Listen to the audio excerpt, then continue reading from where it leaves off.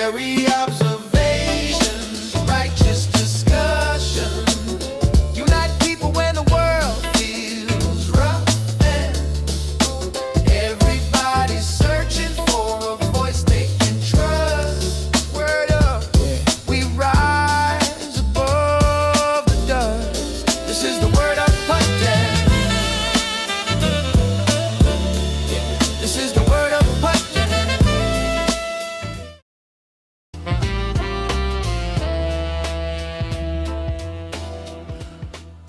Wary observations, righteous discussions, unite people. It's the Word Up Podcast, and I am your host, OMNI-ETC, Omni. etc. What's going on, people? So glad for anybody that's able to catch this, even on the replay gang. Do your thing, always. Listen, man, there's a lot of things I wanted to talk about, but I haven't had very much time to talk about those things. So I just thought I'd cool out on Sunday afternoon, talk about current events as usual. And it seems like, my predictions about mine and 50 Cent's prediction. Hold on one second. Got to build a plane as we fly. All right, now we're better. All right. Mine and 50 Cent's initial assessment of Zohran Mamdani's campaign promises are being tested, it looks like.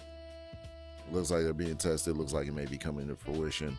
We're going to see what fruit there is to bear. But right now, it's not looking good.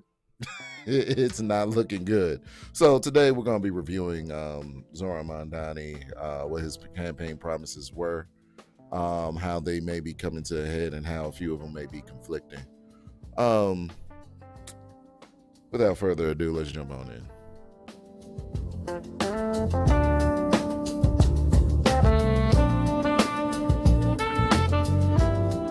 All right, so those of you, everybody who's saying this, please hit the like, comment, and subscribe. Check out what we got going on in the socio-political verse sector of the Omniverse. Make sure you hit the bell notification so you don't miss a thing. As soon as I'm done with school, and I mean done, I got a few weeks left. As soon as I'm done with school, I'm gonna be kicking up the content. So, and I'm keeping it a little bit brief tonight because I have a group. I hate group projects when it comes to school because not everybody has the same level of investment as you. But that's neither here nor there on the subject. So we're talking about Zohran Mamdani. What he promised to New York City is a whole bunch of socialist policies, a lot of socialist, a huge socialist agenda, right? He wanted more housing, more affordable housing. Nothing wrong with that, you know what I'm saying? But it's how you go about it. He wanted landlords he wants to institute a rent freeze and then also have landlords fix up the property. So after you tell these people that they cannot adjust their profit margin, you also want to cap their profit margin and mandate that they have to fix up what needs to be fixed, which they should anyway. But on top of that, if they don't fix what needs to be fixed, you come in and seize their assets, seize the property. And nobody found anything wrong with that. No, there are people, there are those of us that find something wrong with that. A lot of things wrong with that, right? Now, what's coming to a head is the promise that he made as far as taxes are concerned. The campaign promises that he made as far as taxes are concerned is what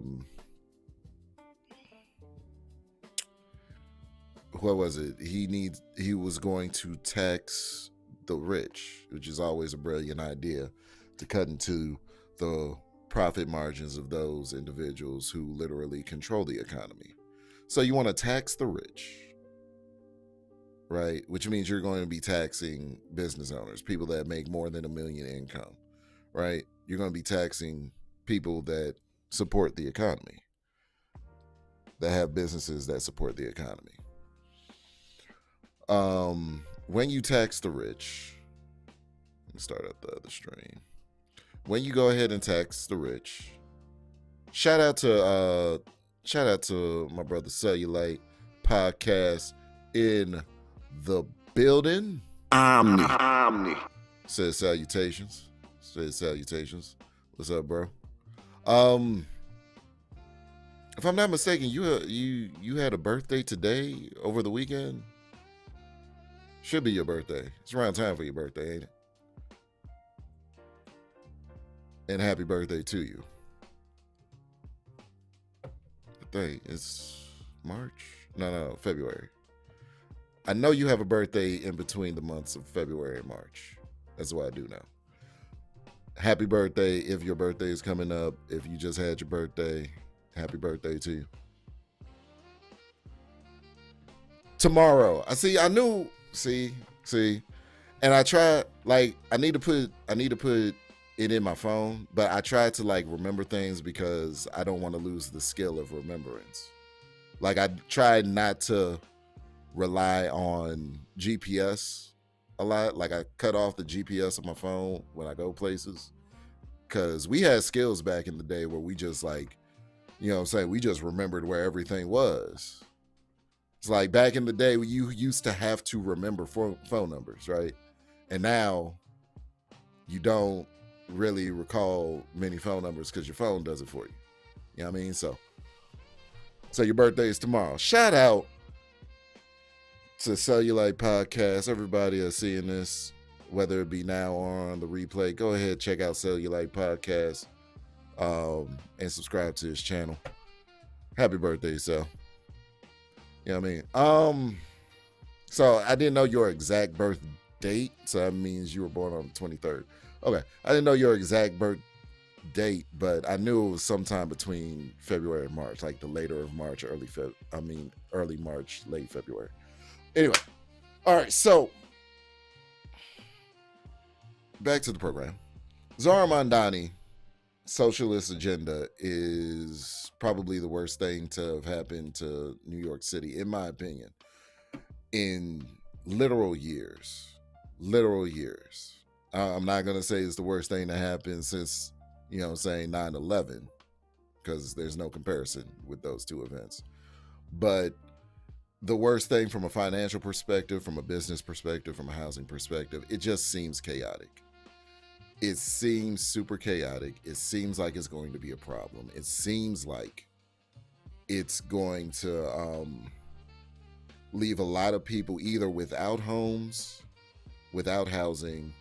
Is going to have business owners vacate the premises because it's already one of the most high tax locations, which is why the prices are what the prices are as it stands now in New York.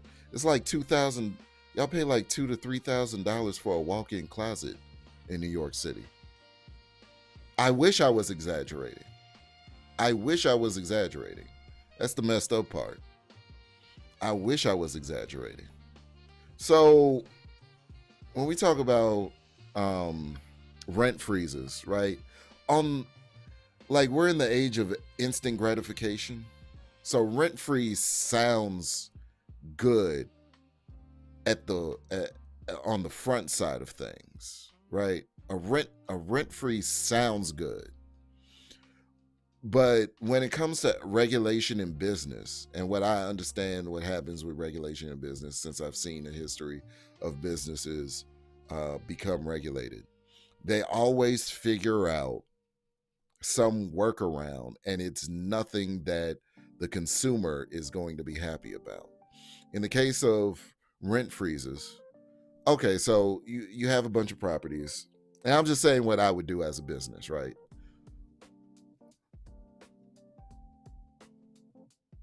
Yeah.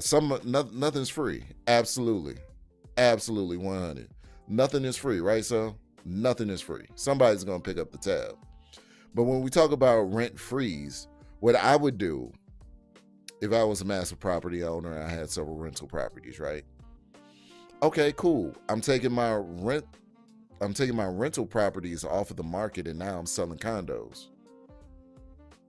It's just that simple. Like, you want to freeze my rent? Okay, well, now I'm selling condo units. Yeah, we're going to draw up the contracts. I'm going to get with the lawyer, and by the end of the week, all of my rental properties are now going to be established condos, and I'm selling condo units. Now, so depending on the makeup of those units, you could probably get away with it if they're like upper echelon, like the high sedity joints. But if you're selling, like I mentioned earlier, walk-in closets, good luck with trying to sell those to people, right? You're pretty much stuck where you're stuck at. But those individuals that are renting and able to convert those into condos, I'm converting mine into condos all day. I'm gonna convert mine into condos. And then the good thing about a rent freeze on the front end is that a bunch of people that catch wind of it early is great for the people that get in early. But then it de-incentivizes the landlords to fix up the rent-controlled space. So now you deal with slumlord issues for the renters, for the tenants, because the property owner is not making as much money as they would make if it wasn't rent control. And then Mamdani said that he's going to seize the assets. Good luck with that, buddy. I don't think you can get away with that. So people are just going to be stuck in rent control housing that the property owners can't maintain because they can't cost adjust, right? And then subsequently, you want to one of the things that's coming to a head right now is the tax situation, because if you don't tax the rich, then what he said is he's going to tax, he's going to increase property taxes, and he doesn't want to increase property taxes. But that's the tax that he can control to adjust the budget, right? To get the budget under control. But he can't get the budget under control unless he does one of those two things, and he thinks those are the only two feasible options. All right. Interesting that spending has never been brought up. Like I'm gonna show you exactly. We're gonna tune into Mamdani's exact words, his exact verbiage. Let's go to the footage, right?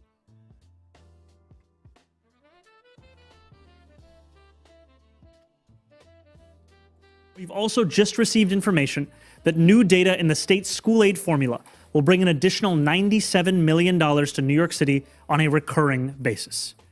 All of that brings the fiscal deficit down to $5.4 billion. But I want to be clear, $5.4 billion is still a very steep mountain to climb. And there are two paths that we can walk. One that offers long-term stability, and a second one with significant pain that we deeply hope to avoid. The first path repairs the structural imbalance between the city and the state. We want to work with Albany to raise personal income taxes by 2% on the 33,000 New Yorkers earning more than $1 million a year, and to raise corporate taxes on the most profitable corporations. And we know that for far too long, New Yorkers have given far more to the state than what we have received in return. It is time. Okay, so this is the thing, right? This is the thing. And this is why it's ridiculous that he's doing this. All right, so the path one, let's go over path one real quick. Let's just review this. Personal income on New Yorkers earning more than $1 million, right? He wants to increase that. He wants to increase the taxes, the personal taxes of New Yorkers earning more than $1 million, right? Who's earning more than $1 million? Business owners. Business owners are earning more than $1 million. Okay. Now, on top of that, corporate taxes, it's another tax. This is what nobody is actually understanding about this whole situation. It's a double tax. He said personal income taxes increase on New Yorkers earning more than $1 million. And then subsequently, or simultaneously, he's going to tax them on the business side because only business owners are making more than 1 million. Majority, I guess NBA players are different, but if they're incorporated and know what they're doing brand wise, it could be different. But he's taxing them on the personal level, at the personal income, and he's taxing their business in and of itself. It's a double tax. So he throws around 2%, but it's really more like 4%. But it depends, because I only think it's either the personal or the corporate that's getting taxed at 2%. I don't know what the other tax is going to be, but he only says numbers on one. And this is why you really have to pay attention and really have to listen when Democrats talk, because they're really slick oil salesmen. And people fall for it every time, but they're really some slimy, slippery motherfuckers, right? Yeah. They're taxing them at the personal level, and they're taxing their business. So they're taxing him twice, right? In the drain, fix the imbalance to the city, all that, right? Receive this, and what we receive in return, right? So, and people that are playing at that level, that are corporations based in NYC, they're supporting the economy. They are the pillars of the economy in New York City. They are the pillars of the economy in New York City that's supporting the entire infrastructure of the economy. These are businesses where people go to. They own bodegas, things of that nature. They own shops. They have stores. They have boutiques. They facilitate business. They're working with the New York Stock Exchange, things of that nature. They are pillars of industry. And he wants them to pay more in taxes than what they're already paying, which I think New York is only beat out by California when it comes to state taxes. I could be wrong, but I believe that that's what it was last time I checked. Now, path 2. Time to end the drain. If we cannot follow this first path, we will be forced onto a much more damaging path of last resort. One where we have to use the only tools at the city's disposal: raising property taxes and raiding our reserves. This second path is painful. We will continue to work with Albany to avoid it. This first path will deliver the structural change that we need to recalibrate the relationship between the city and the state. Because as we know, New Yorkers contribute 54.5% of state revenue, but receive only 40.5% back. New York business owners contribute 45% of state revenue. Like, the people that are paying the most in taxes, and this is why it's so disingenuous of what he's doing, because he's not stating who's paying the most taxes in New York City into New York State. He's not going to break it down like that. So he's going to use inclusive language to make it feel like individuals like myself and you watching this, and, you know what I'm saying, regular homeowners and people that just go to work every day are what's making up the majority of that 54%.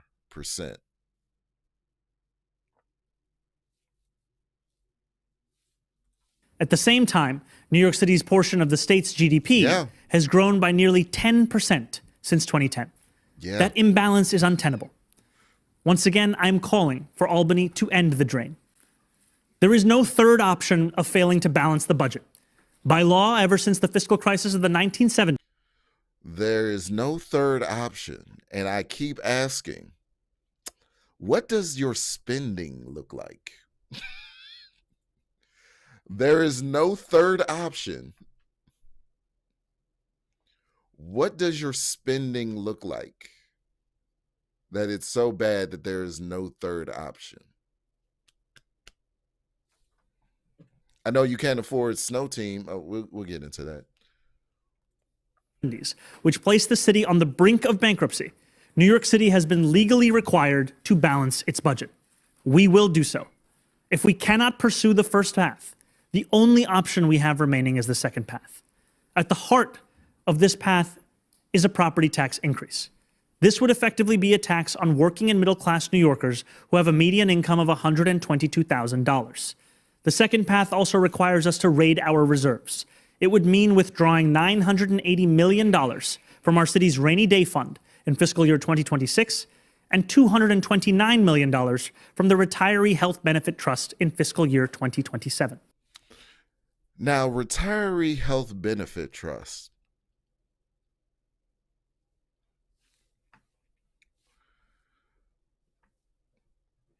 Where's Luigi at for this one? Because I heard two words that are very, very critical. Retiree and health benefit. Retiree and health benefit. Right? The Retiree Health Benefit Trust.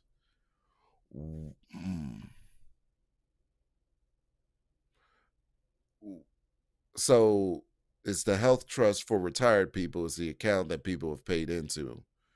I believe state workers have paid into this. City workers, rather, have paid into this.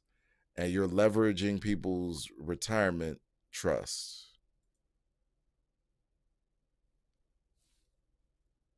It's diabolical. And I think he's throwing this out there. I don't know if he's actually going to do this one, but I think he's throwing it out there as a means to like really put pressure on the state so that he can have his way. Unfortunately for him, the governor is up for re-election and she doesn't want to talk about any of this shit. The best thing for her to do is to act like New York City doesn't even exist right now. The best thing for her to do, because I'm gonna break down why in a moment, but we'll let Zohran finish with this. These are steps that have been taken before, but only in moments of extraordinary external crisis.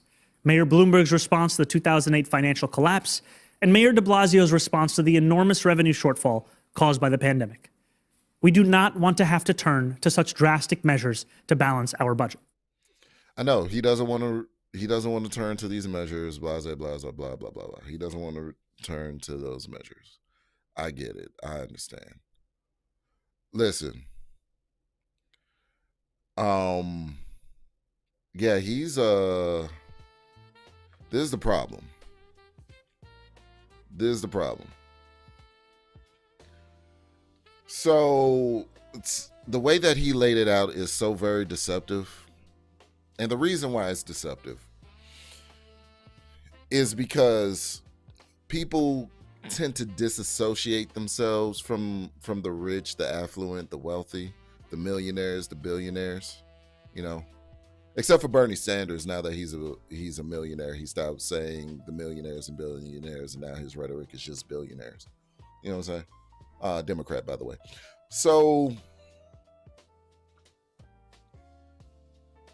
people tend to disassociate themselves from the class of people that are business owners, failing to realize that we're all in this together.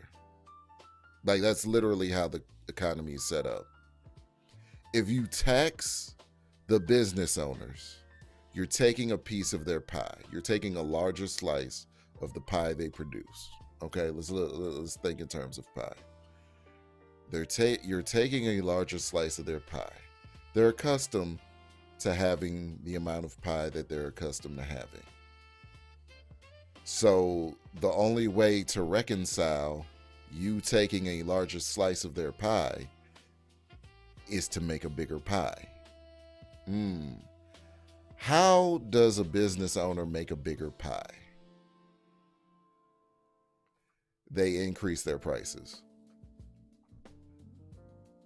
New Yorkers are going to feel this whether you do option 1 or option 2. But the fact that he's saying 2 options, like they're separate, like the impact is going to be different and far removed.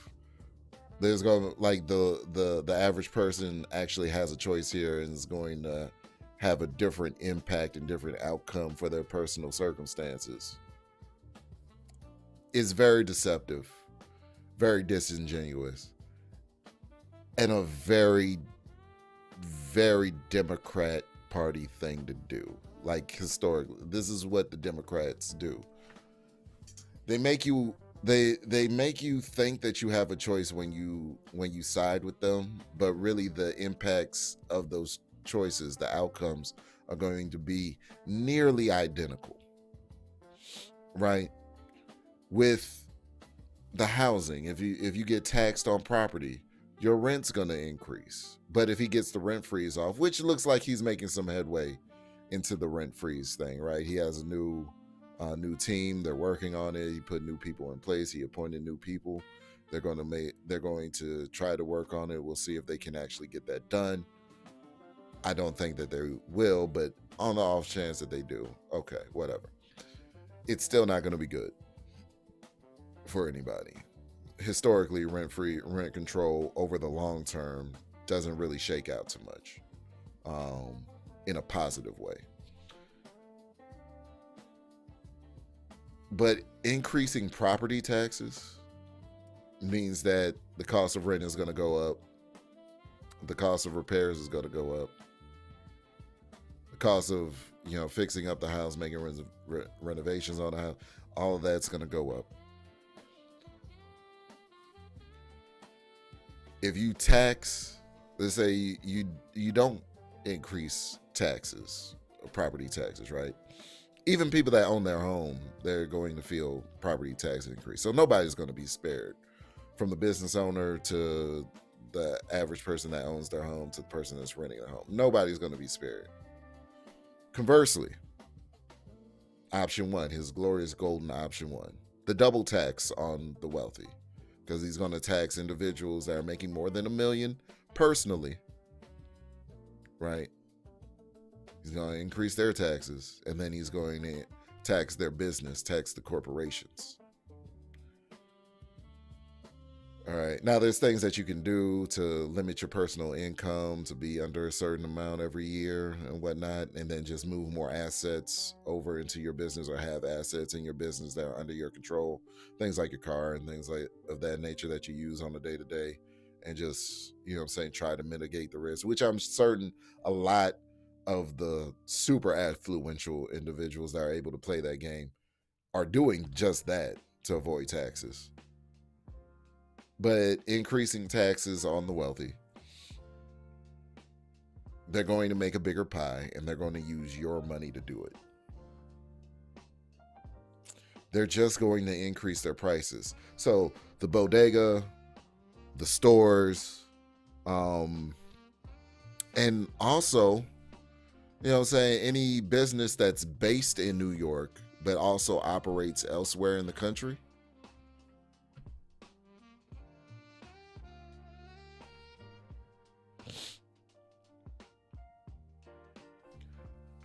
they're going to increase their prices. They're going to increase the cost to you. They're not going to feel the impact because they can control the price of the brick. And then the consumer is going to be left stuck with the bill. In both instances, the consumer is always left to pick up the tab. But don't take my word for it. Who we got here? We got expert financier. Oh yeah, Dave Ramsey. That's his name. No, I'm just some guy on the internet. Don't take my word for it. We got Dave Ramsey here. He has a situation with an employer. Let's listen to a couple of his clips so he can break down what needs to be broken down. Hi, guys. Hey. I have a question regarding cost of living. Pricing on the next book that we put out. Agreed? And that means take care of your family and the families that you pay. With inflation, we have to give raises. How do those two things mesh together? And is there anything we can do to battle the inflation as a business owner? No, not, your job is not the macroeconomy. Your job is to run your business. And that means take care of your family and the families that you pay. That's your job. The macroeconomy discussion is that when things go up, when the cost of a loaf of bread, the cost of a service, the cost of a pack of hot dogs, whatever it is you want to call it, a gallon of gas, when the cost of that goes up, one of the reasons the cost of the item has gone up to the consumer when you raise your prices in business is because their cost of goods has gone up. If their cost of goods are, for instance, if I make if we print a book, a Total Money Makeover, a Baby Steps Millionaires book, well, the cost of paper has gone up 30% in the last 24 months. All right. And so that's going to be built into my pricing on the next book that we put out. Agreed?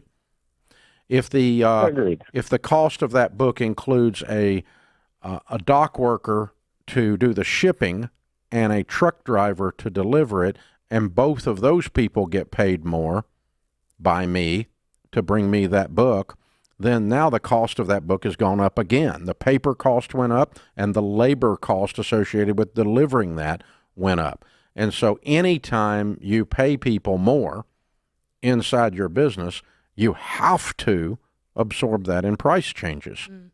And so price increases are always, not always, but you have to do a price increase to stay open. Otherwise, you're not profitable, to cover your actual cost of goods and cost of labor. And it works the exact same way when taxes increase. When there are taxes, when the wealthy get taxed more, I'm gonna hide this for a second. When the wealthy get taxed more, right? When the wealthy get taxed more, they're going to increase their prices because they operate at a margin. Whatever that margin is, they're accustomed to having that margin. So you cut into more. Listen, a lot of people don't really understand. You think people open businesses? You think people take on additional pressures and burdens just so that they can live beneath what that is? Like opening a business and being successful in business.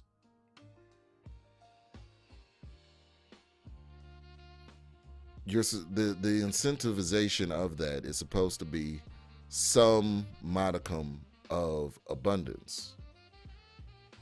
My kids get to go to a different school. We get to eat different food. We get to live life in a different way because we made it. We got here. We took a long time getting up the hill, and we're here now. You think people are busting their butt, putting systems in place to have employees who they also have to take care of? Payroll, health insurance, making this money, dispersing it amongst the employees to feed other people's families on top of their own, just so their child goes to public school?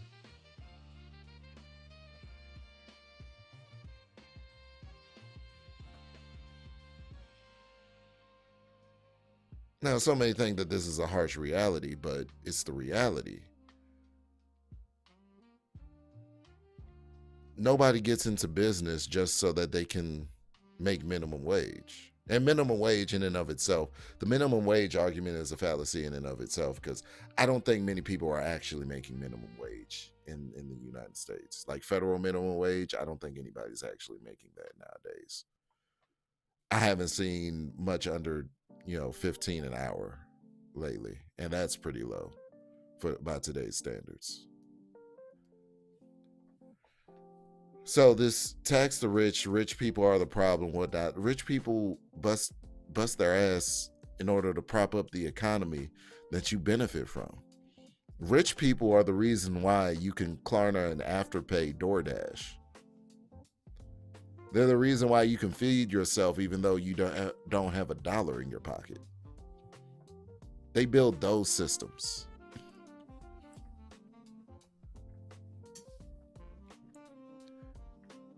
So I don't understand like what the actual, and you know, I do understand where it comes from. It comes from ignorance. It comes from a place of ignorance. I used to be really misinformed at the time. So I'm not going to sit here and say that I don't understand what y'all talking about. Because I do.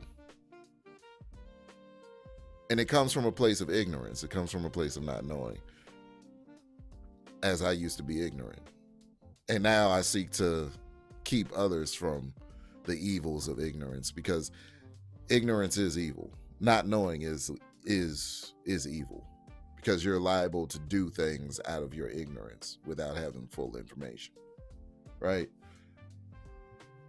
You gotta stop blaming other people. This is why I kept going to, what's the spending like when it comes to Zohran's budget? What is the spending breakdown? Why aren't you communicating that to the people, what the spending is at? Right?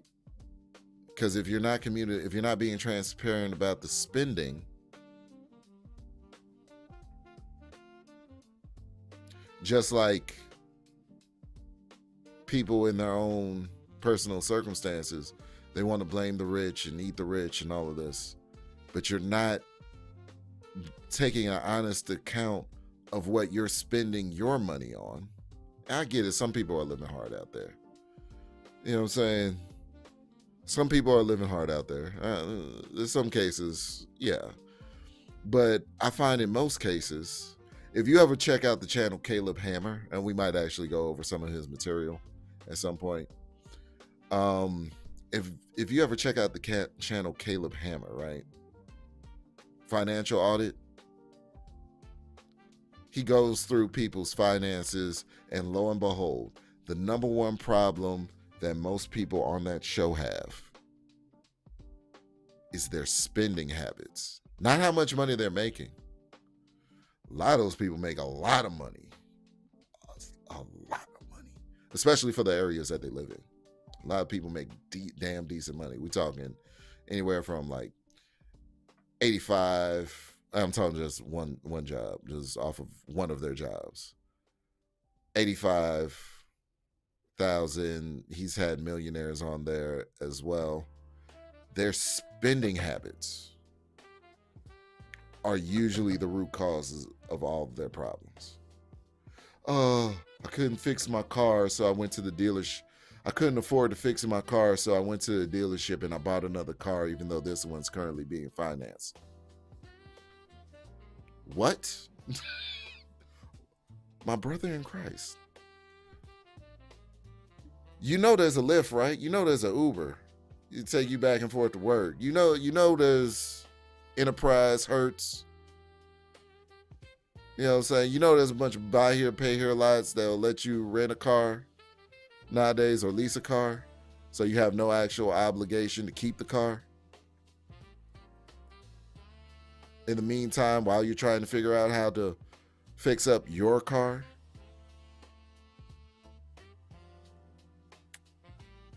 take it to a body shop, go to the bank. If you ain't got the cash, go to the bank, get a quick loan, see what you can do. Don't do the credit card, get a loan. Don't do the credit card. Don't do the credit card unless you're going to pay it off in a month. Unless you're going to pay it off by the end of the month, don't do the credit card route. Get the loan. Get the loan. Matter of fact, some places have, you know what I'm saying, like 90 days same as cash situations when they run your credit in the store for you to repair your car. You know what I'm saying? 90 days same as cash. It gives you 90 days to pay off the cost of that, pick up some extra shifts at wherever you work, find another job in the time, work those extra hours. Then car's back by the end of the week. Somebody told me, I was on one of these panels that's on YouTube in the Panelverse.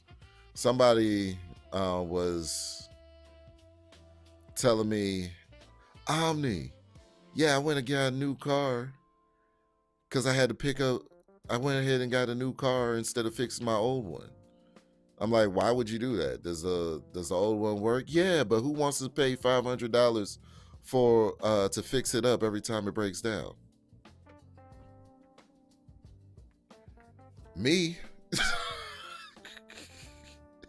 me, I would love to pay $500 when my car breaks down.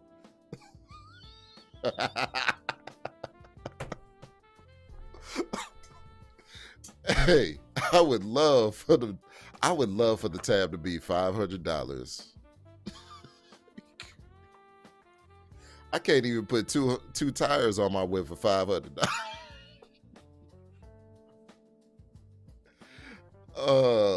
That's a front end brake job. $500. What?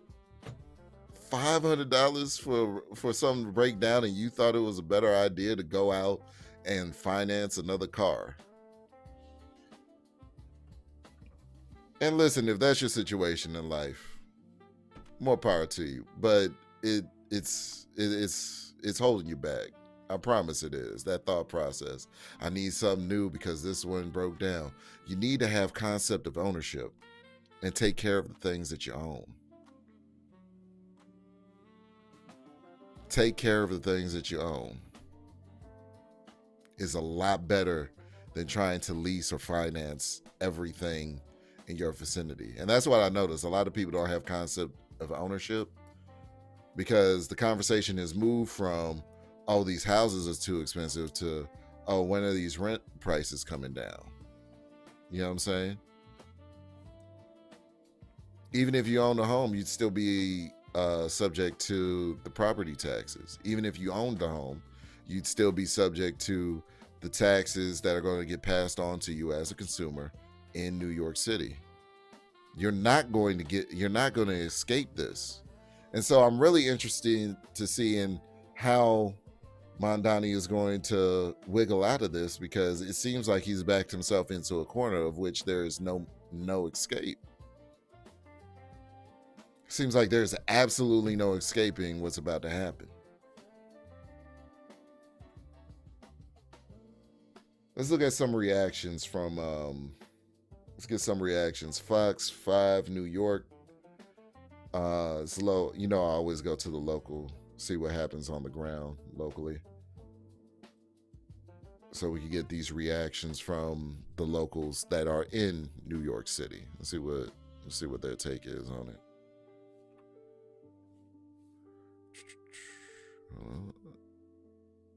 Oh wait, no, wrong one.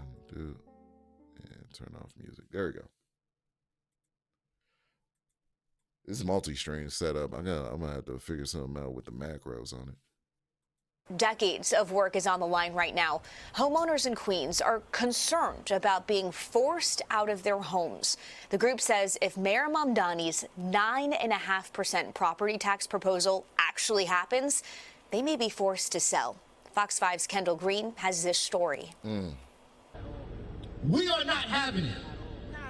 Homeowners in Mayor Zohran Mamdani's own backyard in Southeast Queens, not holding back just days after the mayor shared his $127 billion city budget proposal. Not even 3 months into your administration, into your term, you want to hit us with a 9.5% interest property tax increase. Those attending the Hands Off Our Homes rally consider the proposal a complete 180 from the platform that cleared Mamdani's path to City Hall. While the mayor calls the property tax hike one that hasn't been imposed in 15 years, a necessary last resort needed to fill the city's $5.4 billion budget gap. 3 million residential units, along with 100,000 commercial properties, fall within scope of the hike. If we find additional savings, we will absolutely use them. However, responsibly, I cannot tell New Yorkers that that is the likelihood over these next few months. A hike likened to an express lane to gentrification for long-standing black and brown families in Cambria Heights, Queens. They saved, they worked overtime so they can purchase their homes and build equity. So yes, you want to freeze rents on one set of families, but then you want to increase property taxes on another set of families. It doesn't work that way. Mamdani says Governor Hochul and officials in Albany could bail the city out, on top of the $1.5 billion in funding announced earlier this week. While the governor shares the hike, could threaten whether New Yorkers remain New Yorkers. I'm not wavering from my position that I don't want to drive more people out of our state by increasing taxes from what is already a high tax state. I'm the one who's trying to cut taxes. The mayor's current proposal, though, would need city council approval, which so far appears unlikely. It should be clear that is not on the table for us, so that we have taken that off the table. As residents fear being priced out of their homes, already overwhelmed with the taxes they already pay. The taxes that we pay for that you're now trying to get more of, you want to make us do what? We're tired. We're working ourselves to bones here. We don't have it. Now, though we're months away from the finalized budget deadline in June, organizers made it crystal clear where they stand even before negotiations with City Council. In Cambria Heights, Queens, Kendall Green, Fox 5 News. Yeah, man. So these people are going to get taxed into oblivion. You don't fix a problem by taxing. You don't incentivize business owners by taxing them into oblivion.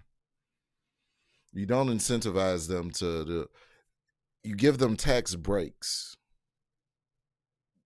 You give them tax breaks so that they come to your area. They're going to move out, and so your economy is going to be done.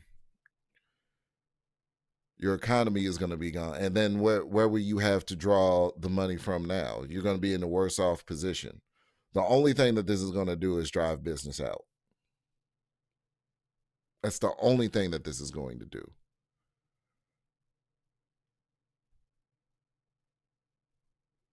Let's see here.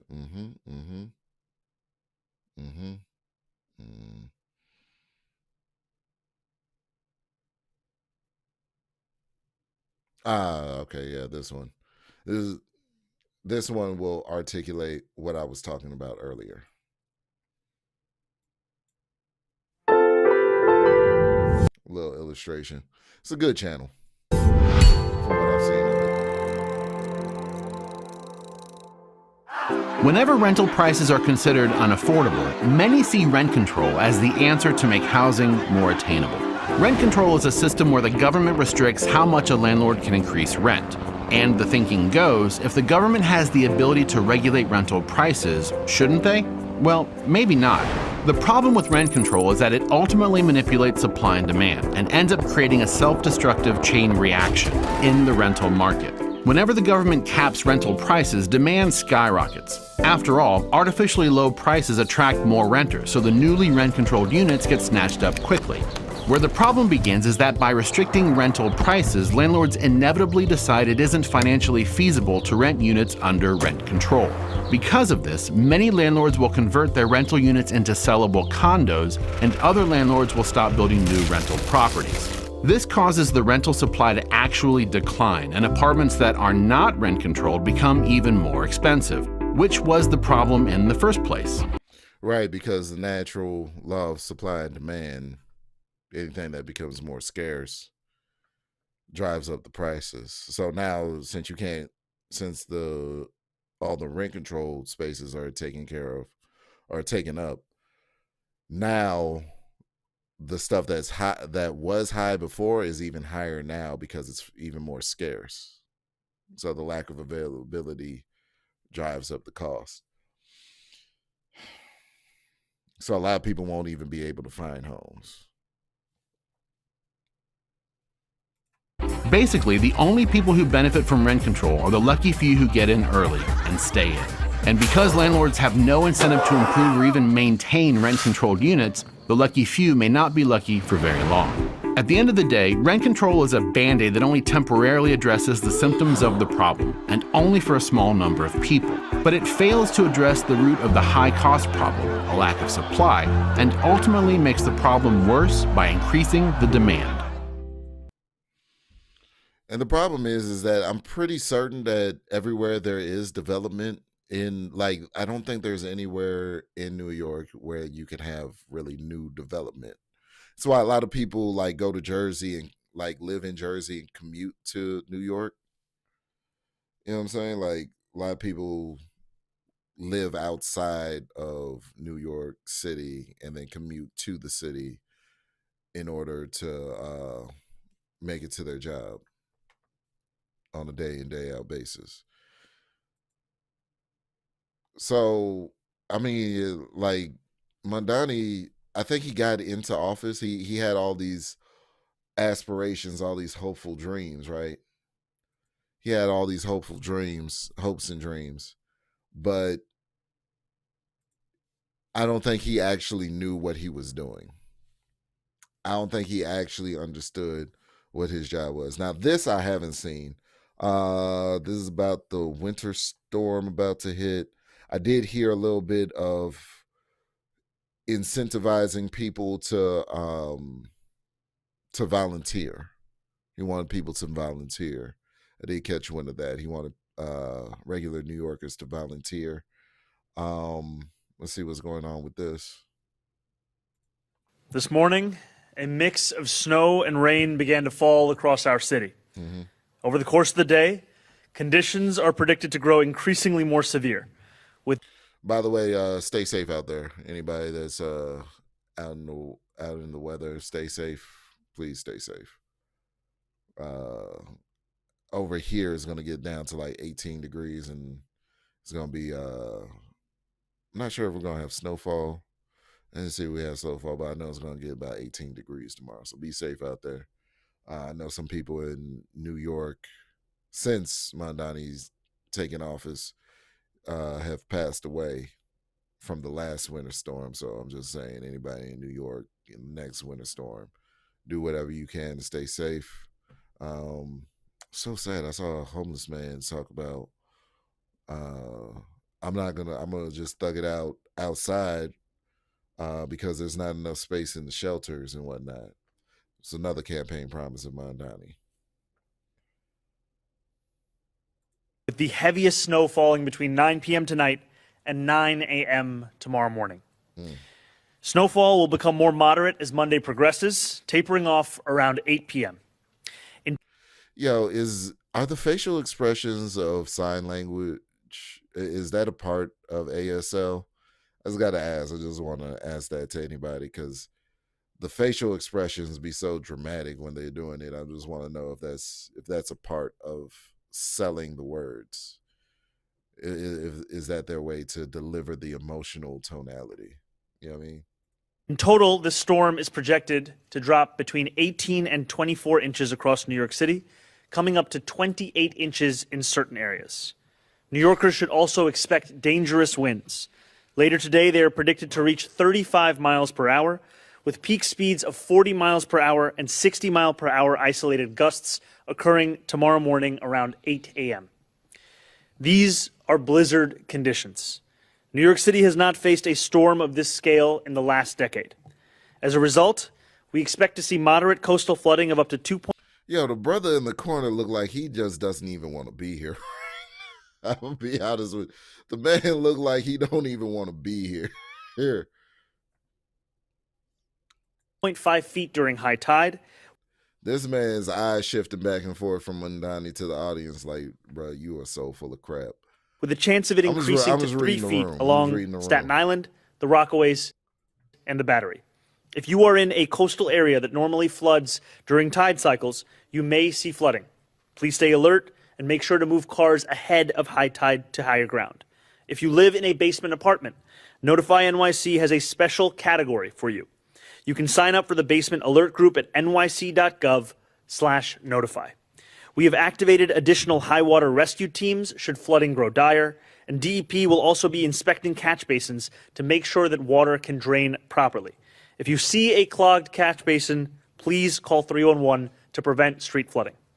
Additionally, temperatures dropping into the 20s overnight will result in slippery streets, sidewalks, and extremely hazardous conditions across our city. Due to these factors, we are declaring a state of emergency and instituting a travel ban starting at 9 p.m. this evening and ending at 12 p.m. tomorrow. This state of emergency closes the streets, highways, and bridges of New York City for all traffic, cars, trucks, scooters, and e-bikes, with some specific exemptions for essential and emergency movement. We are asking New Yorkers to avoid all non-essential travel. Please, for your safety, stay home, stay inside, and stay off the roads. Hazardous conditions put delivery workers, drivers, and restaurant staff at risk. If you can do so, please look out for your fellow New Yorkers and prepare meals at home until the weather improves. While the continuity of our children's education is of the utmost importance to ensure the safety of students, parents, and teachers throughout this storm, schools will be closed tomorrow. This will be New York City's first old school snow day since 2019. The state requires us to conduct 180 days of education in a calendar year. However, we believe that there are a unique set of extenuating circumstances for tomorrow's education.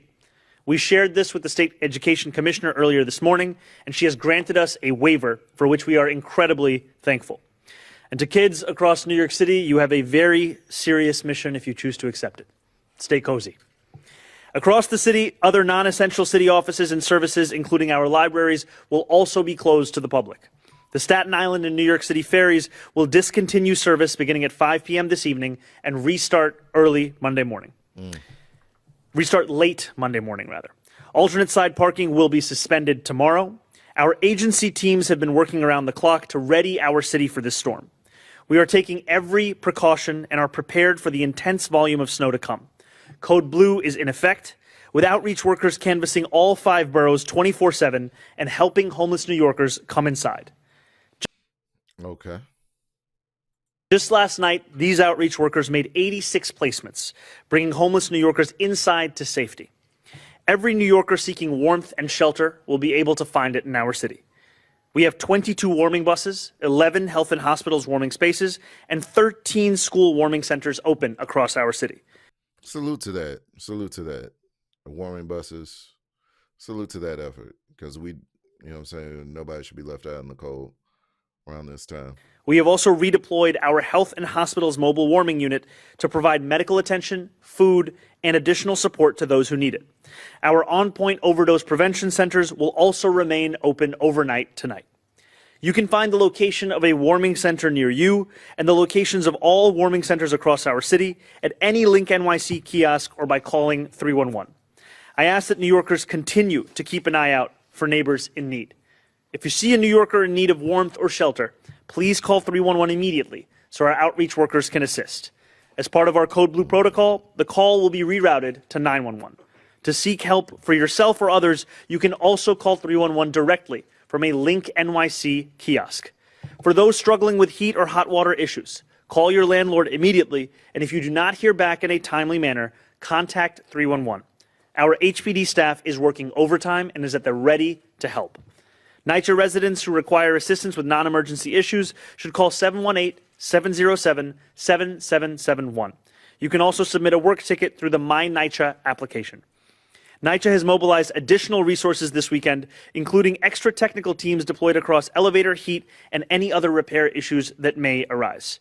2,600 DSNY workers have begun working in 12-hour shifts. Our fleet of 700 salt spreaders has been dispatched across the city, and over 2,200 plowing vehicles will begin their work once more than 2 inches of snow have fallen. You can track their progress in real time once snow is accumulated at 2 inches via our online plow tracker, accessible at nyc.gov/plownyc. NYPD Highway Patrol will be escorting DSNY to aid the salting and plowing of streets. The NYPD Tow Truck Task Force has also been activated. Tow trucks will be pre-staged across the city to assist any motorists who become stuck.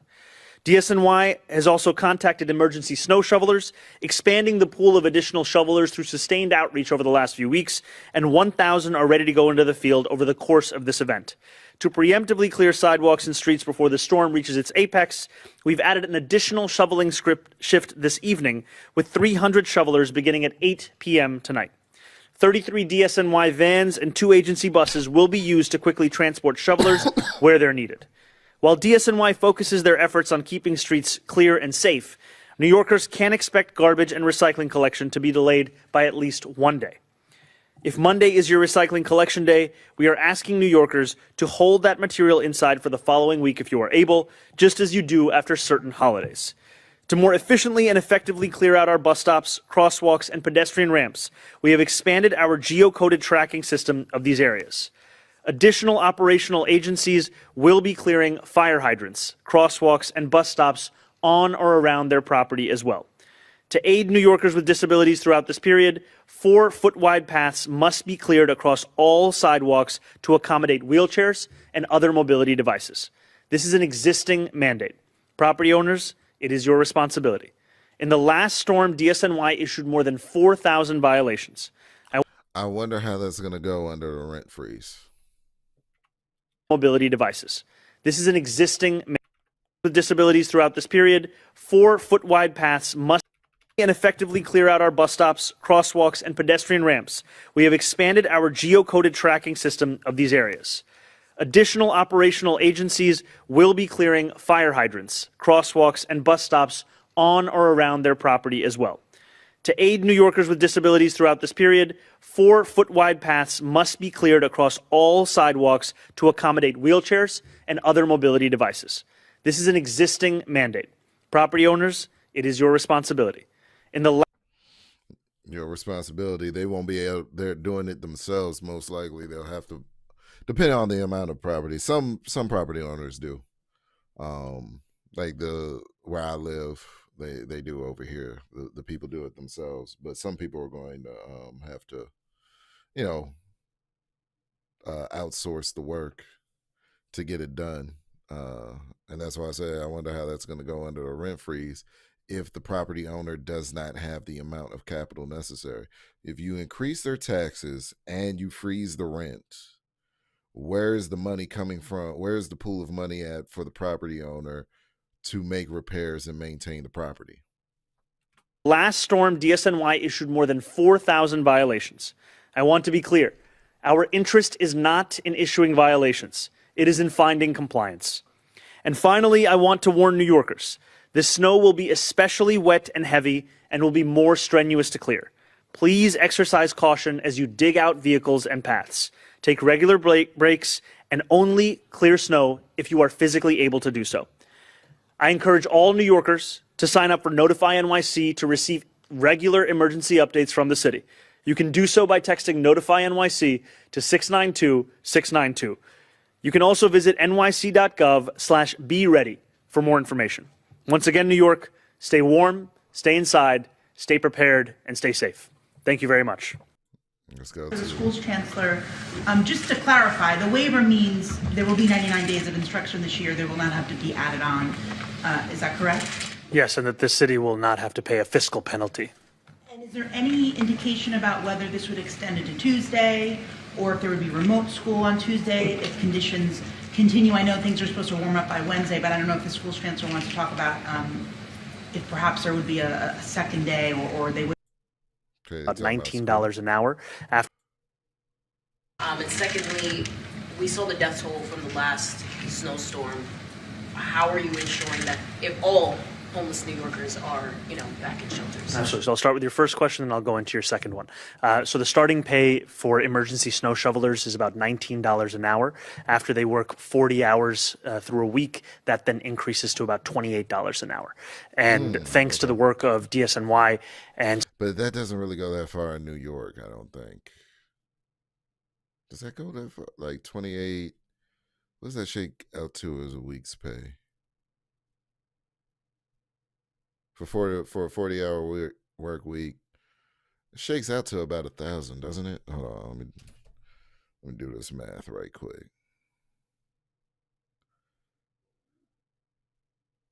I think that shakes out to about 1,000.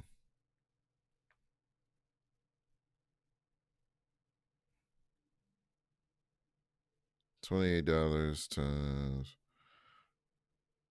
1,100. So I was off by 120. It was 1,120. So yeah, a little over $1,000 a week. And so many others. We have expanded the pool of emergency snow shovelers. In the previous storm, we were looking at about 500 emergency snow shovelers. Now that pool has expanded to about 1,400. And you heard the commissioner say about plans for how the first 1,000 of them are going to be deployed between this evening and tomorrow morning. And for our approach during this weather, to homeless New Yorkers, we have put our city in an enhanced code blue. Now, what that means is that not only are we going to be rerouting all 311 calls regarding homeless New Yorkers in need of assistance to 911, but we are also opening up 22 warming buses, 11 H&H warming spaces, 13 DOE warming centers, as you heard from the Chancellor, and we are also critically keeping our on-point overdose prevention centers open overnight through the blizzard. That's both for this evening as well as Monday evening. The reason that I highlight that as being so critical is a number of New Yorkers in the prior storm and in the prolonged Arctic spell after that lost their lives due to a preliminary indication of overdose related. And so to have these centers open overnight through extended hours that they would typically have, it's critically important as to getting homeless New Yorkers inside. Now, beyond this, what we are seeing is that our outreach workers are continuing to do incredible work. Just yesterday, they made 86 placements of homeless New Yorkers into safe haven sites and shelters. This will continue to be critically important because what we saw over the previous prolonged cold spell is these workers were able to make 1,400 of those placements. Now, New Yorkers have also played a critical role in assisting with this response, and we are trying to make it as easy as possible for those New Yorkers. And so that's why we're going to be sharing the information as to where the warming centers are, as well as what these information is on Link NYC kiosks across the city. Out of curiosity, were they going to train stations? Okay, so when it comes to people and when it comes to the homeless situation, I think Mamdani means well. But when it comes to the finances, I think he's too far out of his depth. He doesn't know what he's doing when it comes to the financial aspects of things. You know what I'm saying? And he's not being fully transparent. He's not being fully transparent of what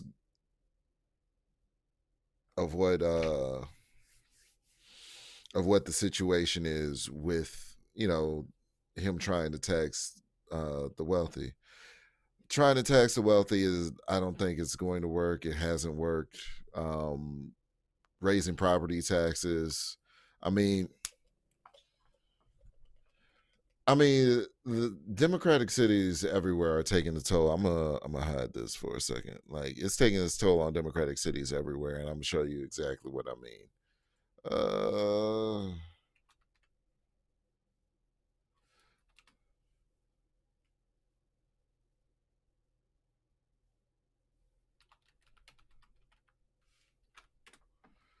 I'm gonna show you exactly what I mean. Is everybody ready for the Indiana Bears?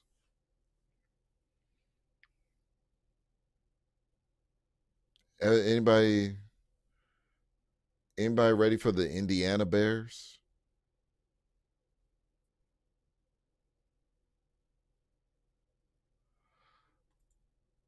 Thank you very much. The other major story at the State House, the Chicago Bears. Oh no. Anybody ready for the Indiana Bears? Because remember, the mayor of Chicago, right? Mayor Brandon Johnson. You know what I'm saying? His approval ratings hovering around, I think it's like 14% right now.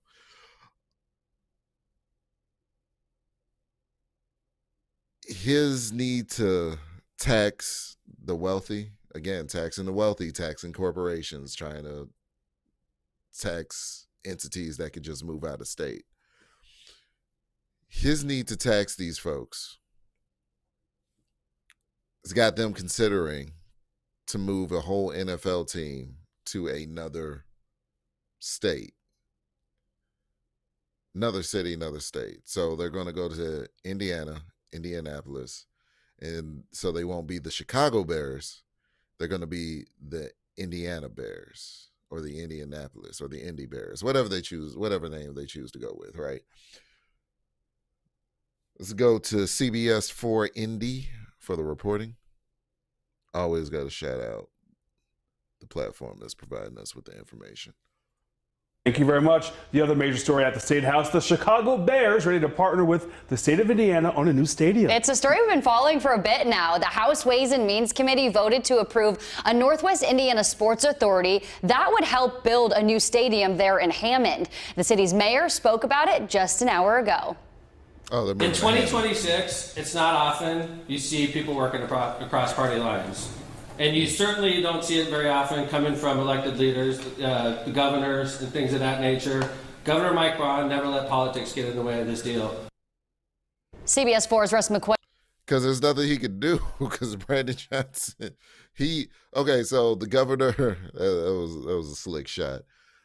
That was a slick shot.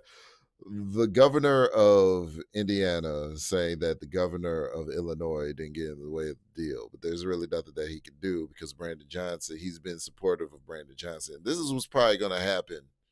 Like, are y'all ready for the Jersey Knicks?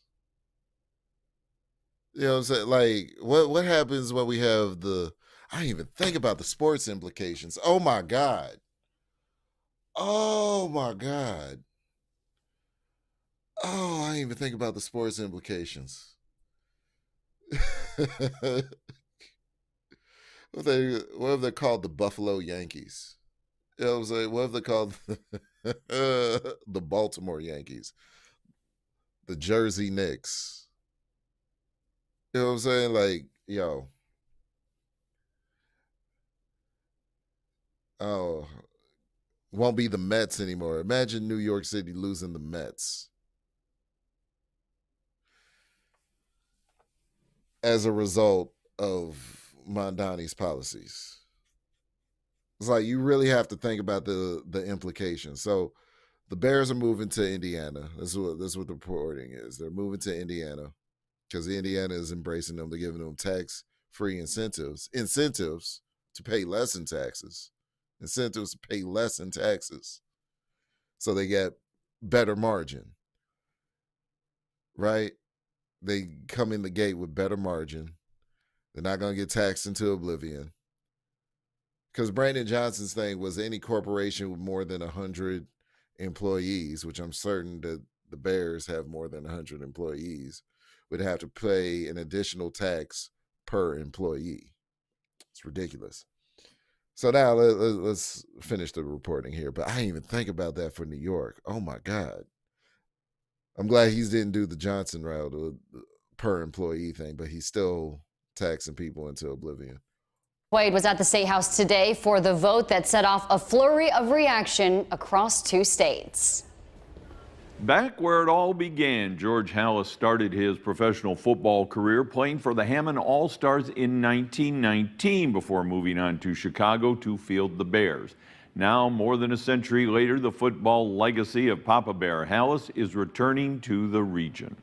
There it is, near Wolf Lake in Hammond, in Lake County, Indiana, the anticipated someday new home of the Chicago Bears. The new stadium will be a catalyst for growth across the entire Northwest Indiana corridor. Catalyst for growth. Forward thinking. Instead of quick fix. Instead of a quick fix, they're investing into the future of what it's going to be. Because they understand that bringing an entire NFL team means that you're also going to be bringing new added revenue. You're going to be bringing added services. You're going to be bringing added investments. You're going to be bringing sponsors. Oh, Trina, what's happening? Oh, I got people. Okay, so hi. I'm sorry, I haven't been seeing the other side of the stream. Okay, Smart Tollfield. What's going on? What's going on? And Trina Holly, love the streams, man. Thank you for being you. Hey, I appreciate that. I might have to make like some soundtracks or some samples just for, you know what I'm saying, to love back on the love shown to me. I appreciate you. I really do. Y'all make this worthwhile. Especially after my last one, after the talking about the nurses, the nurses that want to hurt people just because they disagree with their political views.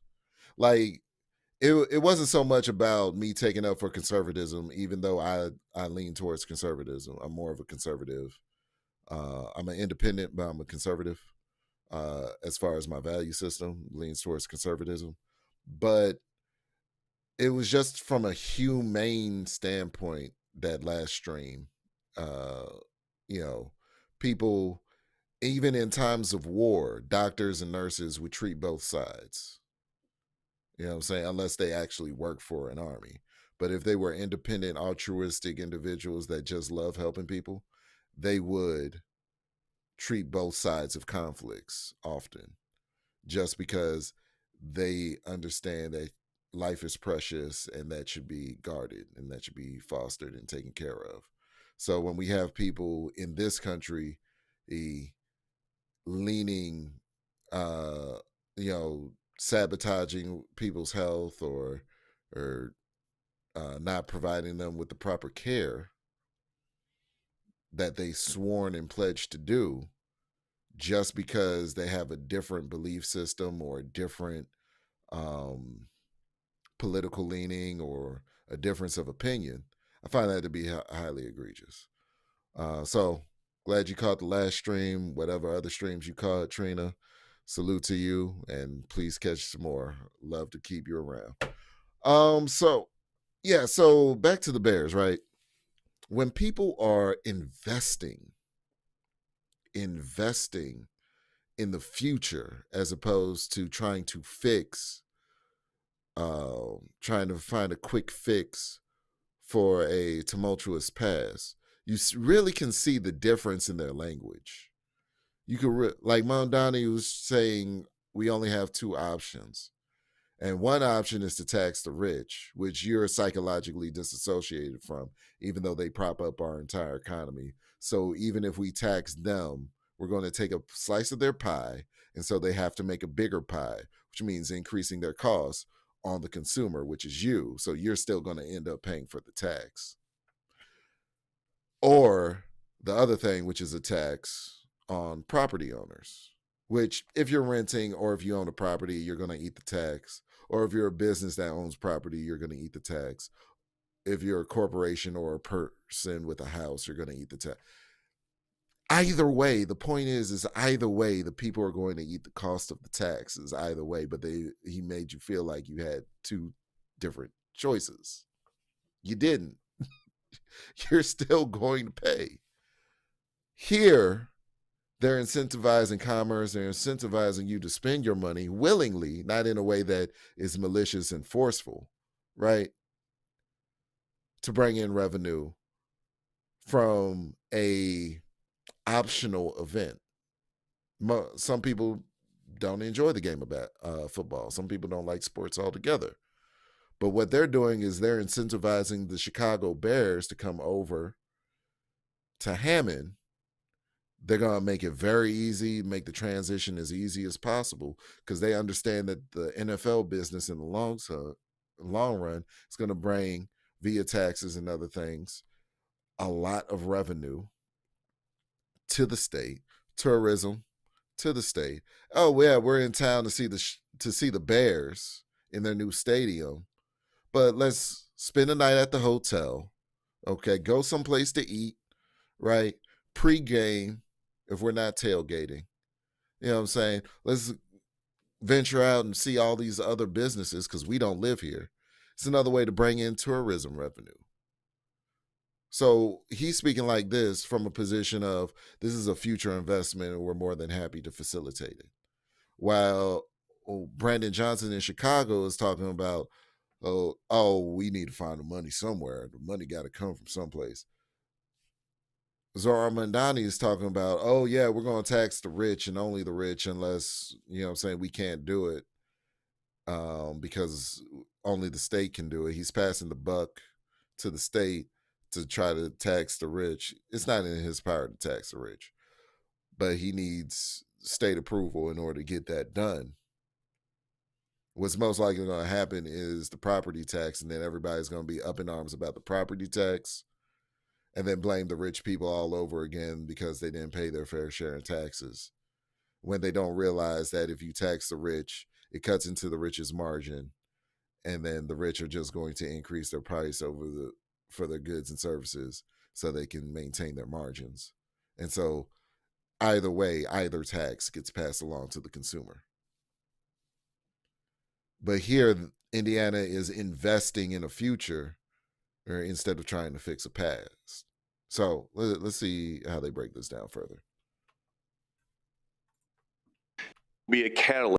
anticipated someday new home of the Chicago Bears. The new stadium will be a catalyst for growth across the entire Northwest Indiana corridor, bringing jobs, new tax revenue, and new businesses. Just before the House Ways and Means Committee voted to approve a Northwest Indiana Sports Authority to host the storied NFL franchise in its new home just over the border, a parade of local officials sang the praises of what they call a once-in-a-generation transformational economic announcement, the biggest thing to hit Lake County since U.S. Steel settled down by the shores of Lake Michigan in 1906.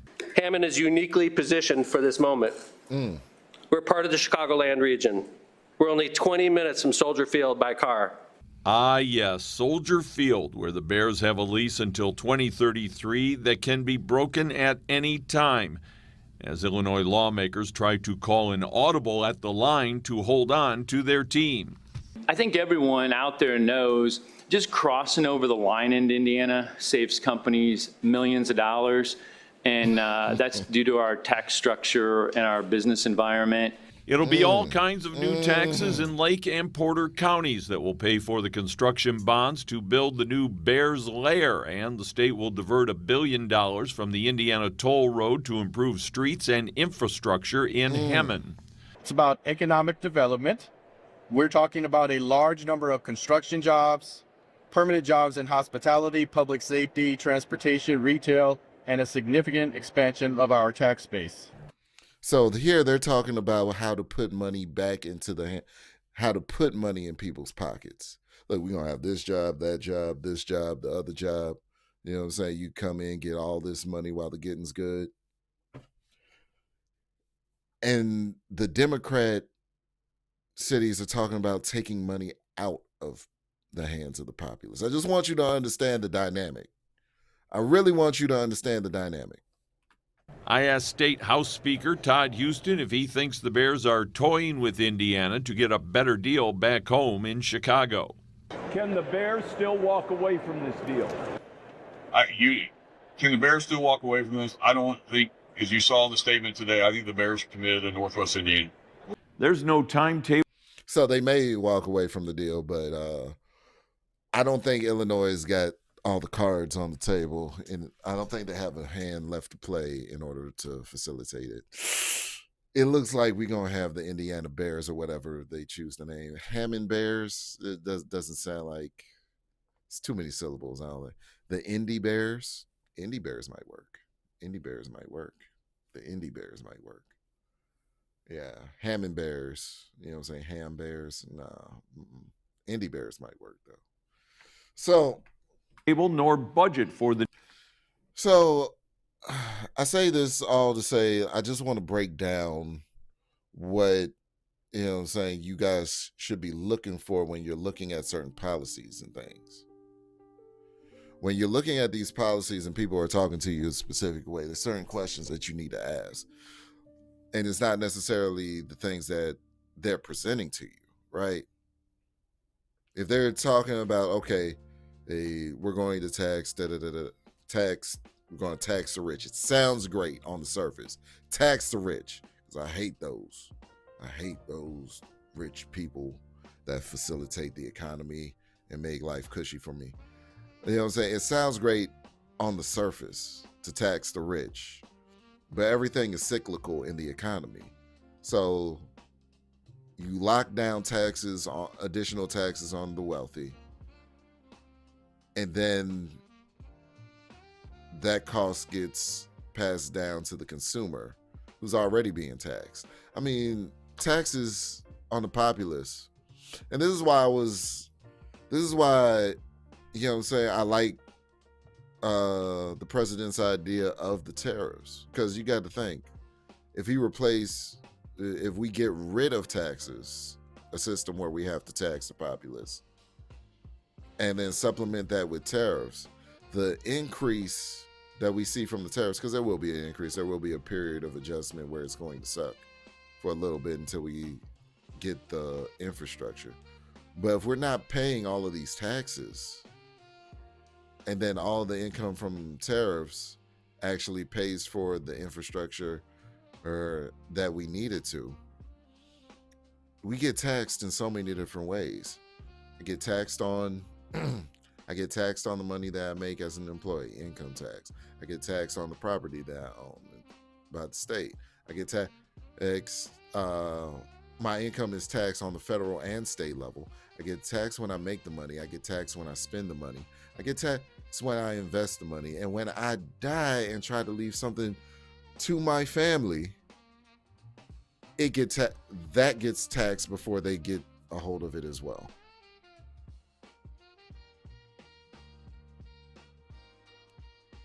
We're being taxed into oblivion, and everybody's just cool with it for some reason.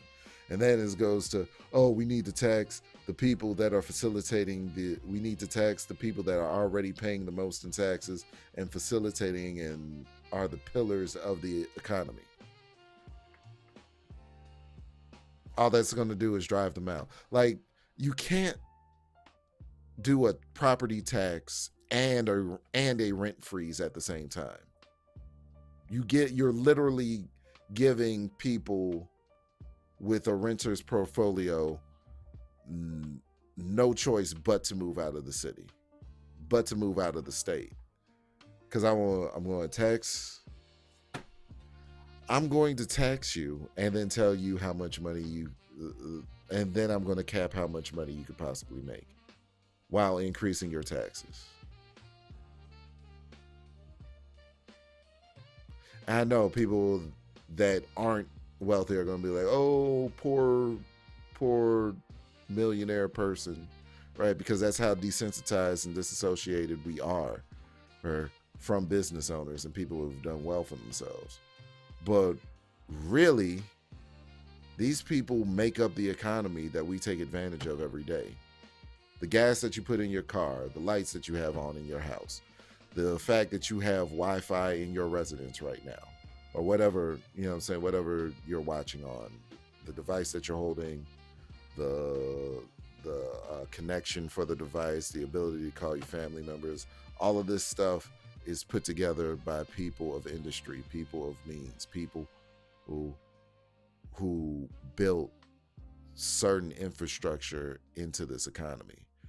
And the people that built the infrastructure, you want to de-incentivize or rather penalize them for doing well? Doesn't make sense to me. Sure, it makes sense to somebody, just doesn't make sense to me. Wary observations, righteous discussions unite people. It's the Word Up Podcast. I've been your host, OMNIETC, Omni, etc. Comments, questions, concerns in the comments section. I read through all of the comments. I see all of the comments, even the disrespectful ones. I leave them up there so that you can make a fool of yourself. But you know what I'm saying, I'm not going to respond to the disrespectful comment because you're not coming to this conversation in a righteous manner. It's wary observations, righteous discussions. If you have a true point to raise as juxtaposed to mine and it conflicts with mine, then we can have the discussion in the comments. I'm more than willing to do so. But if you come at me disrespectful, I'm going to just let you talk to yourself. Peace and love, health, wealth to you all. Stay warm. Stay out of the weather out there. I hope you all are able to do so. You know what I'm saying? I was supposed to go to work tomorrow. I already told my supervisor I ain't going. I got so much PTO. I'm able to take advantage of it. I'm like, yeah, we're going to put a day on it. We're going to put a day on it. So if I can get through this homework tonight, I might do another show tomorrow, go more in depth of what's happening in Chicago. But until then, and shout out to my brother Cellulite Podcast with his birthday. You know what I'm saying? His birthday tomorrow. He's going to have his birthday in about 30 minutes. Salute to him. Salute to him. Check out his platform as well. Peace, love, health, wealth to you all. We out. Wary observation.